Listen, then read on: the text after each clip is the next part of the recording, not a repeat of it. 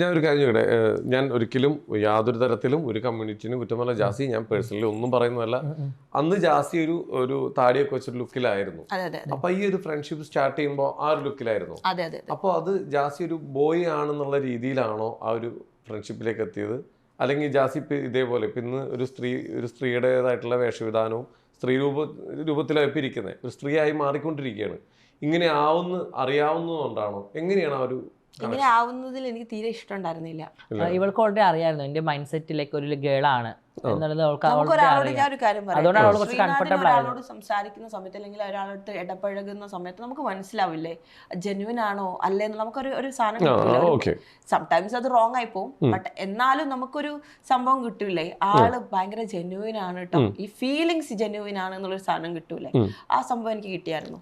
ജാസി എന്നൊരു ആൺകുട്ടീനെയാണോ അല്ലെങ്കിൽ ജാസി എന്നൊരു മനുഷ്യനെ മാത്രമേ ഉള്ളൂ. ആൺകുട്ടി ഞാൻ ഇപ്പോഴും അവൻ എന്നൊക്കെ പറയുമ്പോൾ എല്ലാവരും അത് പറയും, അവനല്ല അവൾ എന്നൊക്കെ പറഞ്ഞ ഒരുപാട് കമന്റ്സ് താഴെ വരും. ഞാൻ അത് മൈൻഡ് ചെയ്യാതെ ഇപ്പോഴും ഞാൻ അവൻ തന്നെ പറഞ്ഞു. ഞാൻ കണ്ട സമയത്ത് എങ്ങനെയായിരുന്നു ഇങ്ങനെ ഇതിലേക്ക് വരാൻ താല്പര്യമില്ലായിരുന്നു, ഇഷ്ടമുണ്ടായിരുന്നില്ല.